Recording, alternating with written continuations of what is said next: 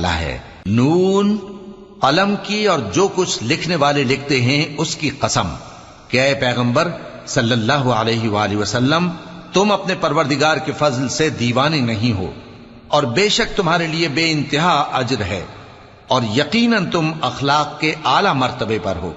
سو ان قریب تم بھی دیکھ لو گے اور یہ کافر بھی دیکھ لیں گے کہ تم میں سے کون دیوانہ ہے۔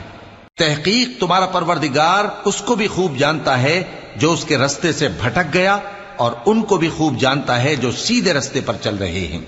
تو تم جھٹلانے والوں کا کہا نہ ماننا۔